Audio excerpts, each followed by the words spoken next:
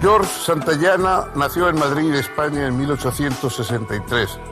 Vivió desde niño en Estados Unidos de América y escribió en inglés. Afirmó que el único mundo es el natural y una única verdad que es la que se abre sobre ese mundo natural, pero a la vez explicó que este mundo contiene en sí la posibilidad de una vida espiritual que se vuelve hacia la belleza y la perfección en una actitud caritativa hacia todas las cosas y hacia nuestra propia condición. La verdad es cruel, pero se la puede amar, y ese amor libera a quienes la viven.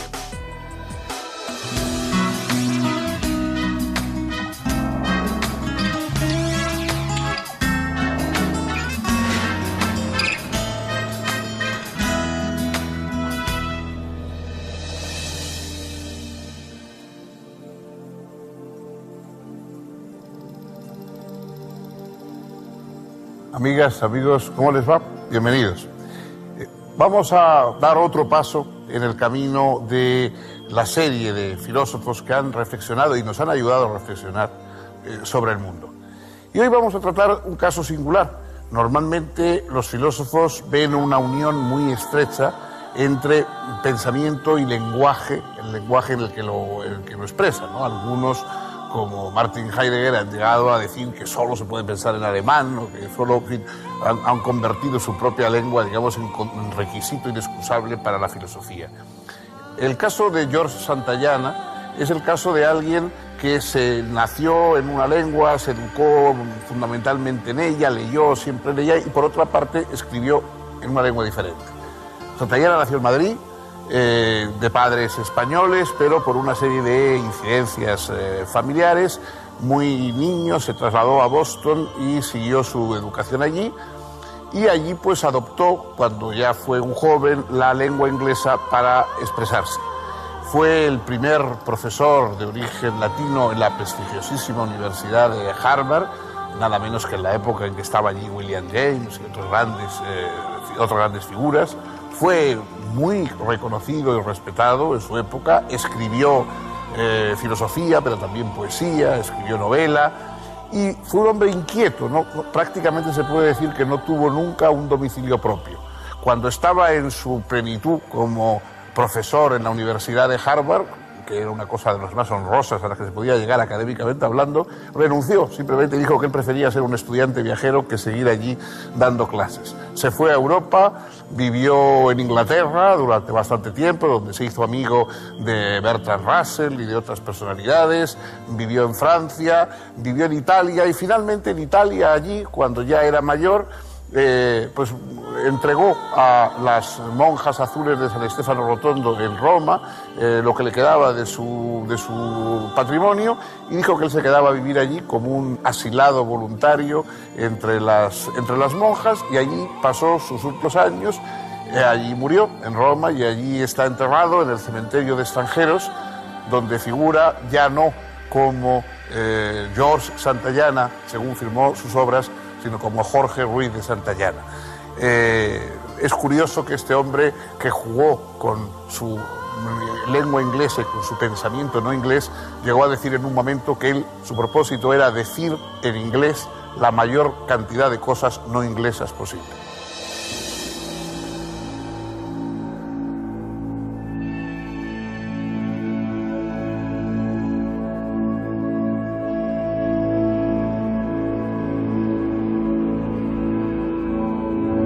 George Santayana nació en Madrid en 1863. Sus padres fueron Agustín Ruiz de Santayana, pintor y diplomático español, y Josefina Borrás, casada en segundas nupcias. En 1869, sus padres se separaron y su madre se trasladó a Boston con los 5 hijos de su primer matrimonio, quedando George con su padre hasta que en 1872 este lo llevó a que se reuniera con el resto de la familia, luego de lo cual regresó definitivamente a España. Santayana asistió a la Boston Latin School y luego al Harvard College, donde se licenció en 1886. Estudió luego en Berlín y en 1889 regresó a Harvard, obteniendo su doctorado y comenzando a dar clases de filosofía. Sin embargo, en 1912 abandonó la vida académica y fue a vivir a Europa. Residió en Inglaterra, Francia e Italia, donde finalmente murió en 1952.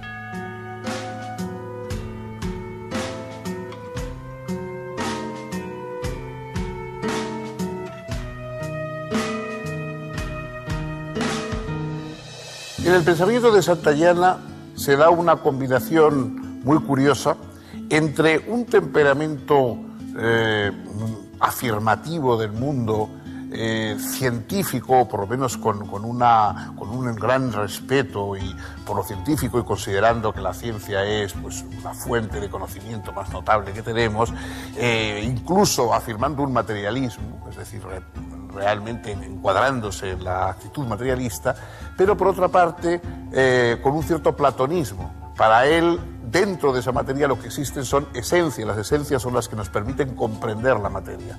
Las esencias de cada uno de los seres, de las cosas, de las cualidades, son lo que nos permite comprender lo que existe. Entonces, esa combinación entre el idealismo de esos reinos del ser sobre el que él escribió, que es el desarrollo de esas esencias que parece que controlan la materia, y por otra parte la afirmación de la materia, hacen una combinación muy inusual y que es lo más característico y también lo más desconcertante, por qué no decirlo, de Santayana. Santayana es un autor que se lee con extraordinario agrado, era un enorme escritor y lleno de ingenio y de ironía, etcétera, mientras escribía, pero como apuntó maliciosamente Bertrand Russell, que fue su amigo, él lo lee con agrado, pero cuando ha leído 20 páginas, al final no sabe muy bien qué es lo que ha leído y tiene que volver a empezar de nuevo, porque verdaderamente es desconcertante. Quizá lo más interesante sea la distinción que hace en una obra célebre que él considera casi como una introducción a los reinos del ser, que se llama Entre el escepticismo y la fe animal. La fe animal es lo que necesitamos para vivir. Es decir, nosotros no vivimos constantemente poniendo en cuestión el mundo, poniendo en cuestión lo material, sino dándolo por hecho, dándolo por sentado, y gracias a eso nos comportamos, vivimos, nos relacionamos, amamos, odiamos, etc. En cambio, la inteligencia introduce un elemento negador. El escepticismo es poner en cuestión todo aquello que la fe animal ve como asentado. Esa combinación entre fe animal y escepticismo es lo que hace que nos movamos, digamos, intelectualmente por el mundo. No podemos prescindir de la fe animal, desapareceríamos como seres vivientes, pero como pensadores tenemos que introducir esa dosis de escepticismo que está constantemente cuestionando y llevando al nivel platónico, por decirlo de algún modo, nuestra reflexión sobre la realidad.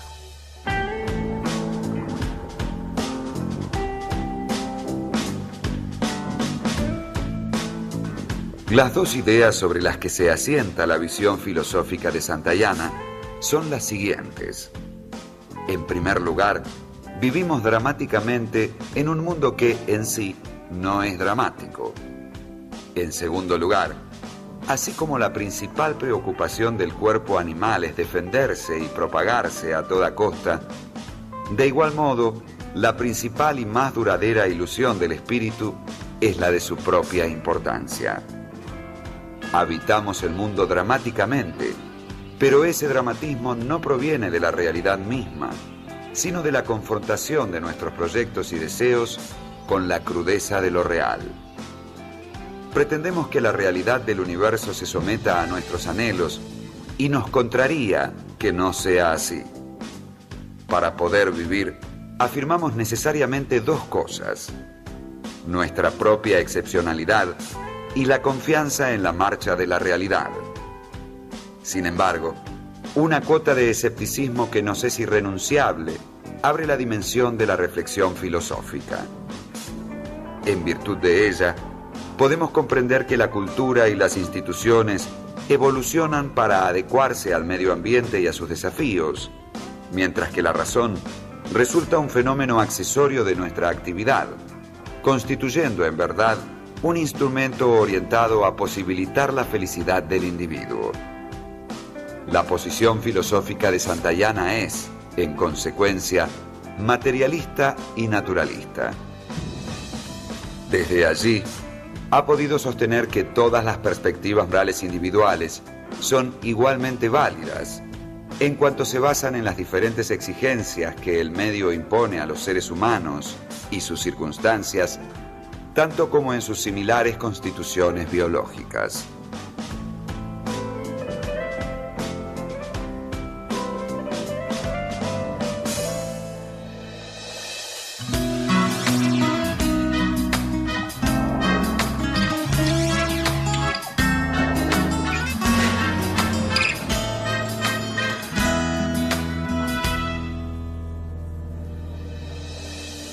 Santayana no solamente fue un filósofo y un pensador y un escritor sobre temas filosóficos, un ensayista muy agudo, ¿no? Hay algunos ensayos, como por ejemplo algunos ensayos sobre Shakespeare, que tiene la ausencia de la religión en Shakespeare, y algunos otros temas que son extraordinarios, como apuntes literarios. Escribió también sobre la condición americana, sobre el disco. Él era, digamos, un americano que no era realmente americano y que lo veía todo desde fuera, y entonces tiene algunos apuntes sobre la vida americana y la tradición intelectual americana absolutamente admirables. Pero él se consideraba también poeta. Bueno, fue un novelista, escribió una novela, The Last Puritan, el último puritano, muy elogiada por autores importantes como Henry James, el hermano de William James. Bueno, y William James también la conoció y la elogió. Era una novela muy en el estilo, digamos, casi de James, una novela de iniciación. Cuenta la vida de un joven que va desarrollándose, intentando defender su puritanismo ideológico en un mundo cambiante, moderno. Es una novela muy sutil, muy interesante.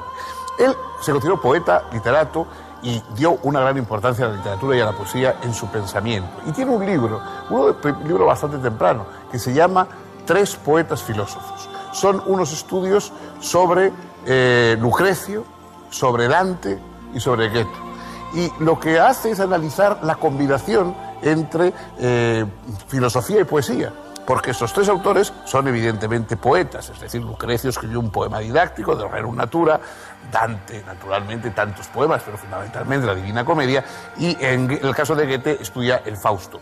Entonces, son obras poéticas, es decir, literarias, pero cuyo tema es la filosofía, porque lo que están exponiendo es filosofía. Lucrecio lo que quería era transmitir las ideas de Epicuro, Dante quería transmitir la concepción cristiana del medievo, de su época, con lo más compleja, con todos sus aspectos políticos, con todos sus aspectos sobre el tema de la libertad, etc. Y Goethe pues quería hacer esa visión del hombre nuevo, moderno, el fáustico, que ha dado nombre. Claro, la filosofía, digamos, suele ser aburrida de expresión, reiterativa, porque tiene que dar argumentos. Tiene que dar todos los argumentos, todos los pasos. La literatura, en cambio, es más rápida, elíptica, pero a veces le carece de temas verdaderamente duraderos. Cuando se combinan ambas cosas, es decir, cuando los temas de la filosofía, que son duraderos y siguen conmoviendo e interesando a lo largo de los siglos, con la forma de la filosofía, se producen esas grandes obras, esas obras inolvidables que son formalmente literarias y en su contenido filosóficas. Así Shakespeare, así El Quijote, así las obras que estudia Santayana en ese libro.